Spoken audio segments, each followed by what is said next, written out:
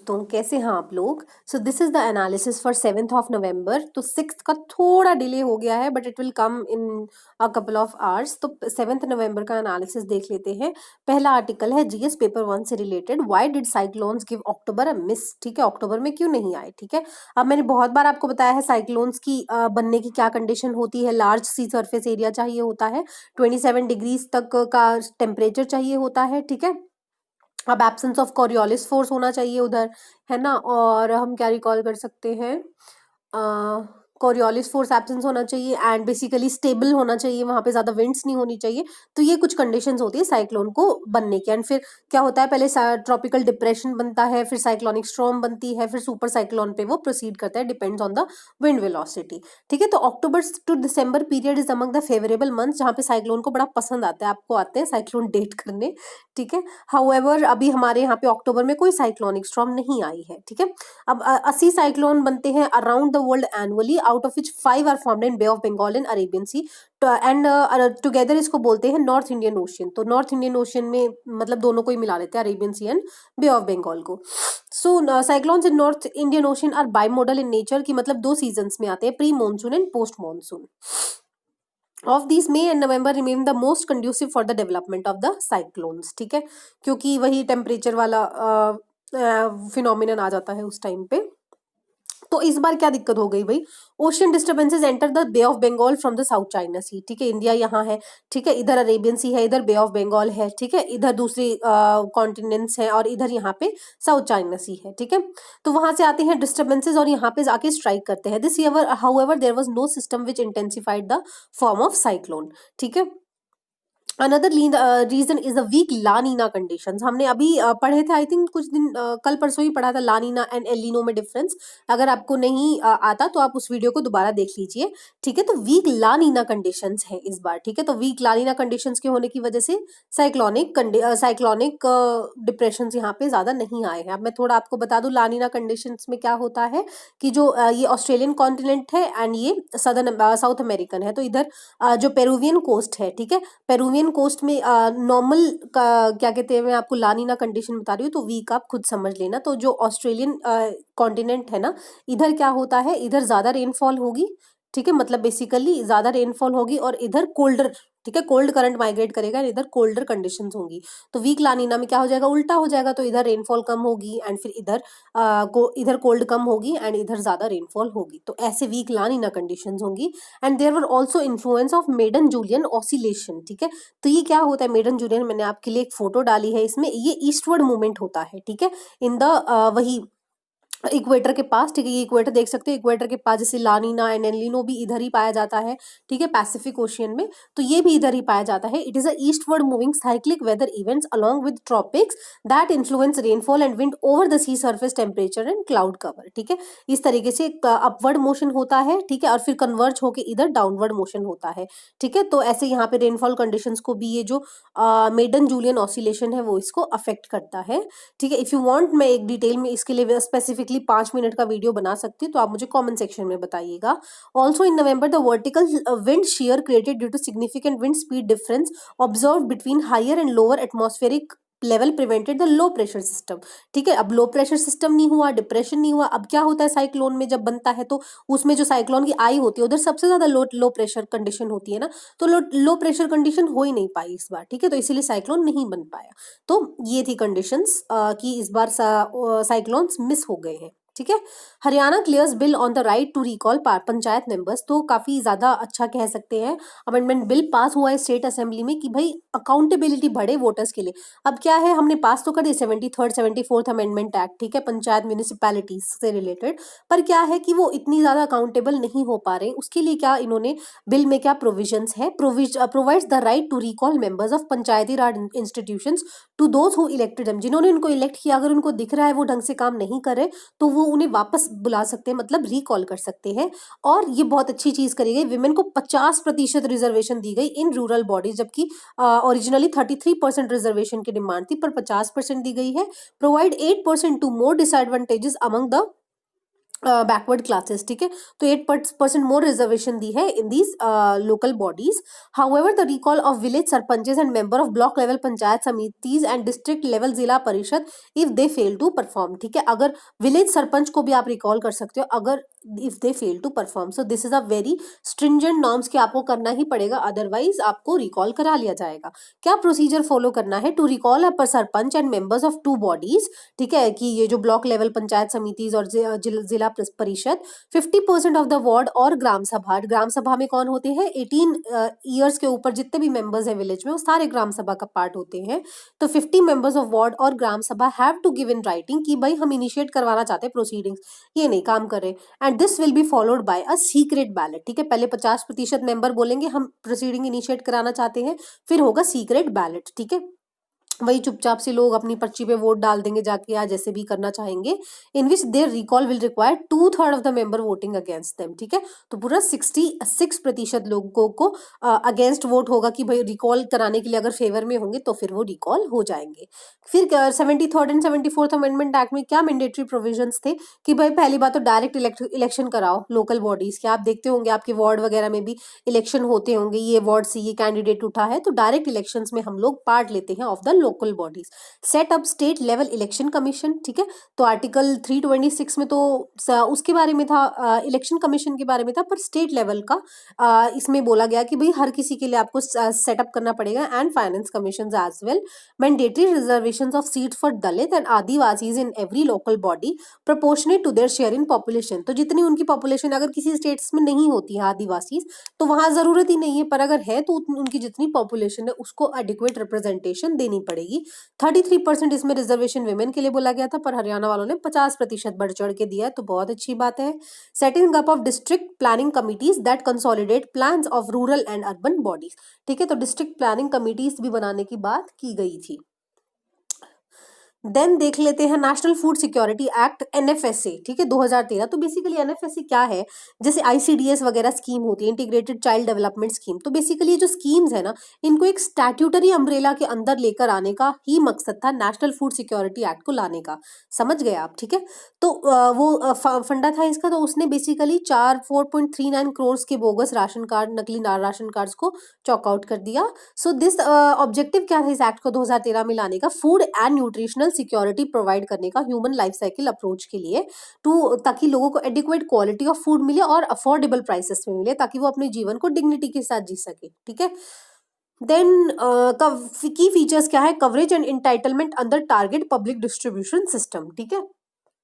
तो टीडीपीएस कवर्स 50%। तो ये ध्यान रखना आपने कि ये सिर्फ बिलो पॉवर्टी लाइन को कवर नहीं करता, ठीक है, ऐसे ही आपको उलझा देंगे। एनएफएसए में कौन कवर होते हैं, 50% of rural population, 75% of 15% of urban and 75% of rural population with uniform entitlement. क्या होती है, 5 किलो मिलेगा पर पर्सन पर मंथ को फूड ग्रेन, ठीक है। पर poorest of the poor household will continue to receive 35 kgs of food grains per household, ठीक है। जो अंत्योदय अन्न योजना है उसमें क्या बोलते हैं, 35 किलो एक परिवार को दिया जाएगा, अज्यूमिंग एक परिवार में 7 लोग हैं, ठीक है। एंड फिर एनएफएसए भी उसी, अब अंत्योदय अन्न योजना भी एक कंपोनेंट है, बट जो उसके अंडर कवर्ड नहीं है उसको 5 किलो पर पर्सन दिया जाता है। Subsidise prices under TDPS. तो टीडीपीएस तो है ही, पर उसमें प्राइसेस का भी तो देखना पड़ेगा। अब जो एफसीआई है वो प्रोक्योर करती है एमएसपी पे फार्मर्स के पास, फार्मर से, ठीक है। तो क्या है कि ओपन प्रोक्योरमेंट है उधर की, भाई अब फार्मर जितना भी डाल के जाएगा ना उसको प्रोक्योर करना ही पड़ेगा, है ना। तो वो ऐसा नहीं बोल सकती कि भाई हाँ मेरा स्टॉक्स भर गया, उसको प्रोक्योर करना पड़ता है। तो फिर क्या करती है एफसीआई, उसी प्राइसेस को जो एमएसपी पे फार्मर से खरीदती है फिर उनको स्टेट्स को बांट देती है, ठीक है। स्टेट्स को बांट देगी, स्टेट्स को बोलेगी ठीक है अब ये तुम अपने पीडीएस सिस्टम के तहत बांट दो। एंड फिर क्या होता है कि जो भी सेंट्रली स्पॉन्सर्ड स्कीम्स होती हैं, स्टेट्स को उन्हें राशन तो दे दिया, पर क्या है कि स्टेट्स तक पहुंचाने का खर्चा है ना, वो पूरा जो खर्चा आएगा, ट्रक्स में भर भर के लोड करेंगे, मजदूरों से वापस उठवाएंगे उसको, तो वो सारा खर्चा क्या है सेंटर और स्टेट में डिवाइड हो जाता है, ठीक है। कि सेंट्रल स्पॉन्सर्ड स्कीम है ना उसके अकॉर्डिंग 60-40 या 90-10 के रेशियो में। So subsidise prices under TDPS and their revision 3 साल के लिए बोला गया था, जब 2013 में एक्ट आया था कि फूड ग्रेन अवेलेबल होंगे 3 किलो की तो राइस मिलेगा, 2 किलो का wheat and 1 kg of food, ₹1 पर KG of coarse grain. Identify कैसे करोगे हाउस होल्ड्स को? ये भाई स्टेट्स का काम है, ठीक है। सेंटर का काम क्या है? एफसीआई से ग्रेन, बेसिकली एफसीआई प्रिक्योर करेगी फार्मर से, वो ट्रक भर के भेज देगी स्टेट्स के पास। बाकी स्टेट्स का काम है, आपने आइडेंटिफाई करने हैं बेनिफिशियरीज एंड आपने बांटना है। फिर national nutritional support to women and childrens भी दिया जाएगा। 6 to 14 ईयर जो आईसीडीएस स्कीम है उसमें क्या कवर किए जाते हैं? Women, lactating mothers, pregnant women, lactating mothers and children of age group 6 month to 14 years, ठीक है। तो उनको मील्स बोले जाते हैं, जो आंगनवाड़ी में होता है ना, आंगनवाड़ी में उधर मील्स तैयार किए जाते हैं। वहां पे कोई भी मदर या फिर प्रेग्नेंट मदर होगी या फिर लैक्टेटिंग मदर है जो बच्चे को दूध पिला रही है, वो जाके उधर अपना खाना बोल सकते हैं कि भाई मुझे खाना दो। उनकी एक बेसिकली उनको स्टैट्यूटरी ऑब्लिगेशन हो जाती है एनएफएसए के आने के बाद, कि भाई पहले तो सिर्फ आईसीडीएस एक स्कीम थी, पर एनएफएसए के बाद उनको स्टैट्यूटरी ऑब्लिगेशन हो जाएगी कि उनको खाना देना ही पड़ेगा, otherwise it can be challenged.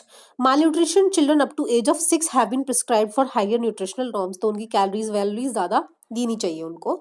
Maternity benefit भी भाई 6,000 रुपए का मिलता है pregnant women and lactating mothers को।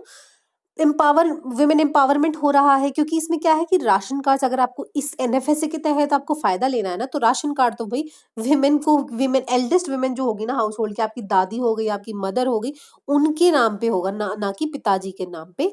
फिर अकाउंटेबिलिटी बढ़ाने के लिए ग्रीवांस रिड्रेसल मैकेनिज्म भी होगा डिस्ट्रिक्ट एंड स्टेट लेवल दोनों पर। Cost of transportation and handling of food grains and fair price shop dealers margin क्या होगा?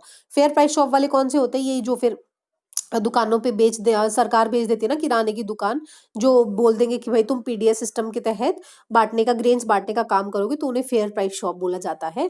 The expenditure incurred by state on transportation of food grains with in state, ये सब and handling and जो margin होता है ये revise किया जाता है, ठीक है।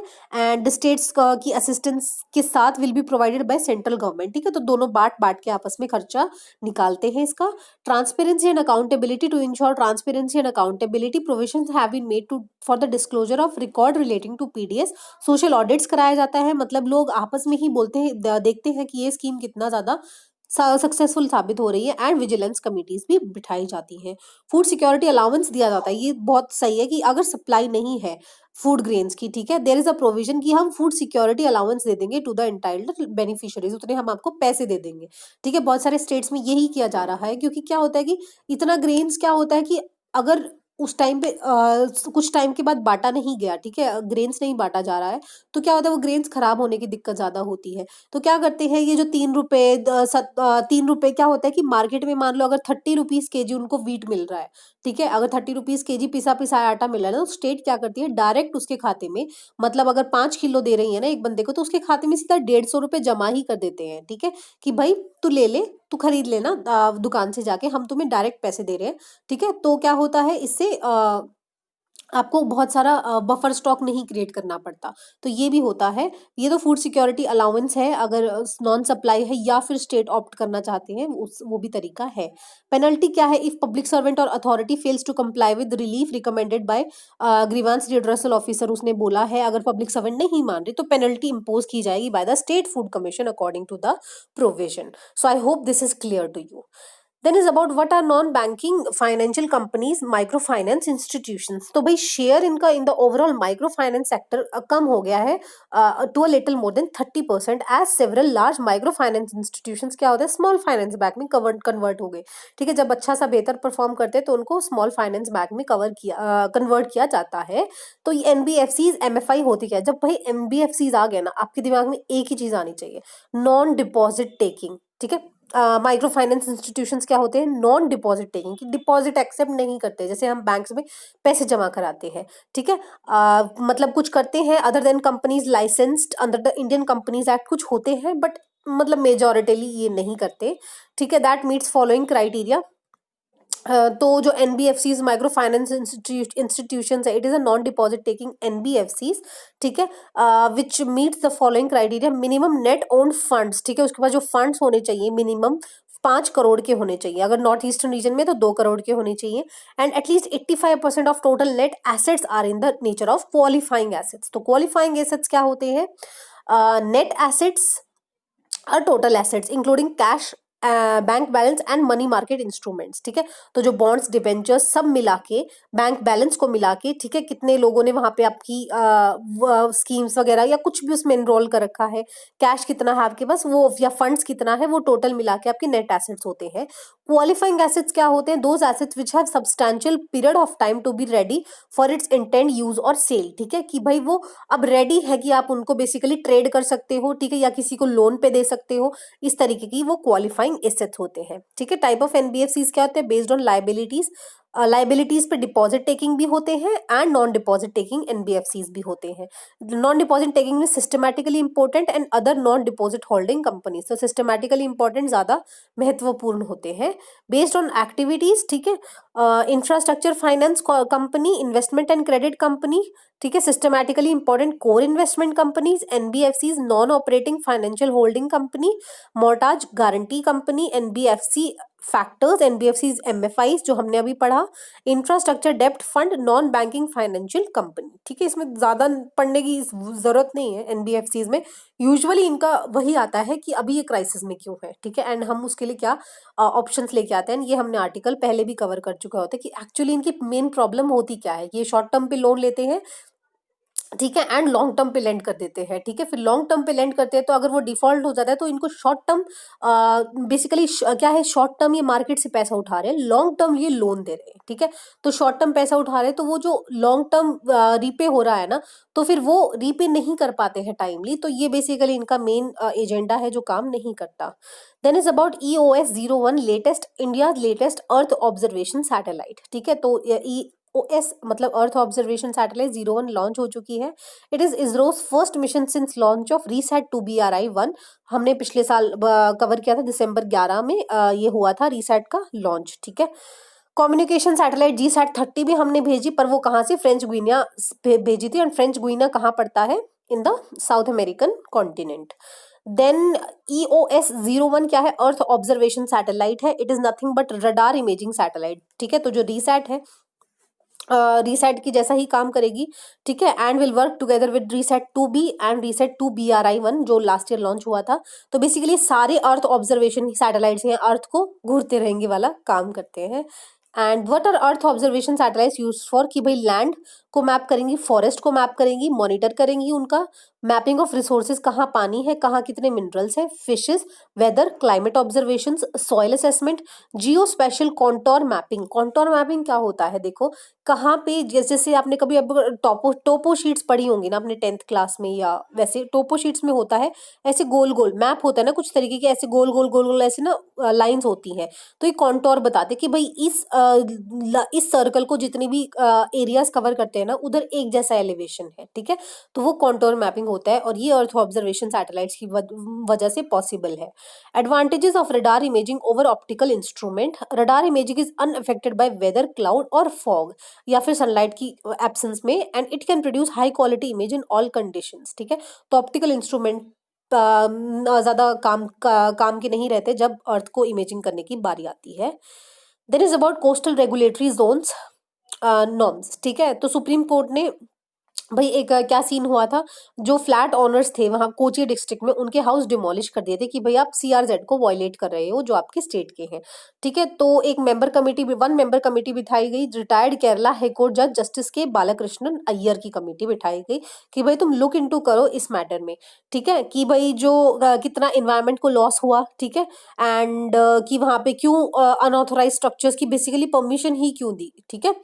तो केरला गवर्नमेंट को भी काफी ज्यादा सुप्रीम कोर्ट ने झाड़ लगाया कि भाई आप ऑर्डर्स को कंप्लाई क्यों नहीं कर रहे, और उनका 4 अपार्टमेंट कॉम्प्लेक्स को हमें गिराना पड़ा क्योंकि वो वॉयलेट कर रहा था CRZ को, एंड वो वही ना, एक घर को बनाना कितना मुश्किल होता है, तो उसे डिमोलिश करना पड़ा, एंड ऑब्वियसली उनको फाइनेंशियल कॉस्ट रिपरकशन ज्यादा फेस करने पड़े, ठीक है। एंड CRZ नॉर्म्स क्या होते हैं भाई? CRZ norms under the section 3 of environmental protection act 1986 of India के तहत coastal regulatory zone notification was issued in 1991 for the first time, ठीक है।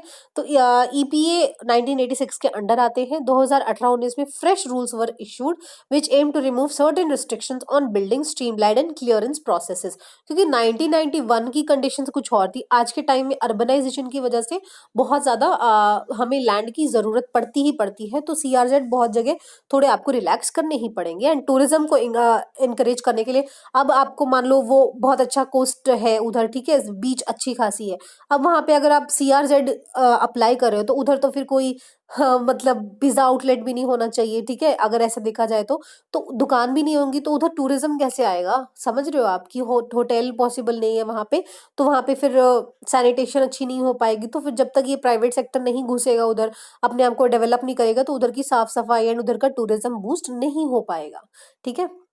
ऑब्जेक्टिव्स क्या है, they restrict certain kind of activities. CRZ में लार्ज कंस्ट्रक्शन नहीं कर सकते, न्यू इंडस्ट्रीज नहीं बना सकते, स्टोरेज और disposal of hazardous material, mining, reclamation and bunding within certain distance from the coast line आप लोग नहीं कर सकते। रिस्ट्रिक्शन डिपेंड ऑन करेंगे क्राइटेरिया पे, वहां की पॉपुलेशन कितनी है, इकोलॉजिकली सेंसिटिव कितना है, ऐसा तो नहीं है वहां पे जैसे ऑलिव रिडली टर्टल्स आते हैं कि वो हैच तो नहीं कर रहे अपने एग्स उधर आके, ठीक है, इतना सेंसिटिव तो नहीं है। डिस्टेंस कितना है शोर से, whether the area has been designated at natural park और वाइल्ड लाइफ जोन तो नहीं डिक्लेयर हो गया। Latest rule have a no development zone of 20 meters for all islands, कि भाई 20 मीटर में तो आप कुछ नहीं बना सकते। Close to the mainland coast and all for all backwaters island in the mainland, ठीक है, जो भी बैक वाटर्स होंगे, जो थोड़ा बहुत पानी रह जाता है, ठीक है, ओशन में मर्ज नहीं होता, तो उसमें भी 20 मीटर तक आप कुछ नहीं कर सकते। For the so called CRZ3 rural areas, ठीक है, तो ये तो नॉर्मल रिस्ट्रिक्शन है। रूरल एरियाज के लिए अलग है, टू सेपरेट कैटेगरीज है। अगर डेंसली पॉपुलेटेड है रूरल एरिया, ठीक है, होते हैं ना छोटे छोटे गांव जहाँ पे अच्छी खासी बीचेस वगैरह होती है, अगर डेंसली पॉपुलेटेड है with the population density of 2000 लगभग पर square kilometre as per 2011 census, तो no development zone is 50 meter from high tide level, ठीक है, जब हाई टाइड होगी उससे 50 मीटर तक आपको कुछ नहीं बनाना। पहले 200 मीटर था, 200 मीटर था तो मतलब काफी ज्यादा पहले नहीं बना पाते थे, तो अब ये लगा लो कि उस 200 के 150 मीटर के एरिया में अब ये लगा लो इतना एरिया होगा। पहले यहाँ पे सिर्फ इतनी थी, यहाँ तक आप कुछ नहीं बना सकते, अब 50 मीटर है, ठीक है, मान लो ये हाई टाइड का रीजन है, यहाँ पे पानी है, तो आप इतने एरिया में अब कुछ ना कुछ बना सकते हो, ठीक है, तो इससे क्या होगा, अच्छी ज्यादा इंफ्रास्ट्रक्चर बनेगा एंड यहाँ पे टूरिज्म बूस्ट होगा। तो CRZ3B category rural area with population density इससे कम, तो वहां पे नो डेवलपमेंट जोन सेम है, 200 मीटर पे आप नहीं बना सकते। So while CRZ rules are made by union environment ministry, implementation तो भाई स्टेट गवर्नमेंट को ही करानी पड़ेगी through their coastal zone management authorities. Then is a madrasa for transgender in Bangladesh. तो मदरसा क्या होता है, बेसिकली जो मुस्लिम पॉपुलेशन होती है ना, उनके ऐसे हमारे यहाँ स्कूल्स हो जाएंगे, तो वहाँ पे कल्चरल टीचिंग्स या नॉर्मल एजुकेशन इम्पार्ट की जाती है। तो उन्होंने first Islamic school for transgender Muslims उन्होंने ओपन किया है बांग्लादेश में। तो इट इज बेसिकली ये दिखा रहा है कि society has become more open to the third gender and it is very basically welcoming, and ऐसा होना चाहिए। Then is about national water awards. तो सेकंड नेशनल वाटर अवार्ड्स नवंबर में दिए जाएंगे, ठीक है, पिछले साल पहली बार दिए गए थे, ठीक है। तो ऑब्जेक्टिव्स क्या है, to recognize excellence in the water conservation, कौन सा स्टेट कितना बेहतर काम कर रहा है, एफिशिएंट यूज ऑफ वाटर कर रहा है, सस्टेनेबल वाटर मैनेजमेंट प्रैक्टिसेस कर रहा है। देता कौन है, department of water resources, river development and Ganga rejuvenation, ministry of Jal Shakti, government of India, ठीक है। स्टेट्स को several categories such as best state, best district, best school, best newspaper, best NGO, best industries, इन सब कैटेगरीज में दिए जाते हैं। Initiative किसका मैं बता चुकी हूँ, मिनिस्ट्री ऑफ जल शक्ति का है। कैटेगरीज इन द 10 कैटेगरीज दिए जाते हैं and prize money 2 lakh, 1.5 lakh, 3 lakh, 1 lakh, इस तरीके से होता है, ठीक है। तो नेशनल वाटर अवार्ड ध्यान रखना 2019 की ही है, रिसेंटली ही है, ठीक है, तो थोड़ा आप इसको ध्यान रख सकते हैं। Then this was it for today's discussion, I hope you like it. अगर कोई इंप्रूवमेंट चाहते हो मुझसे तो आप जरूर कमेंट सेक्शन में बताना, एंड जो मैंने पूछा था कि अगर आपको उस पर डिटेल वीडियो चाहिए वो भी मुझे बताना, and thank you so much for watching.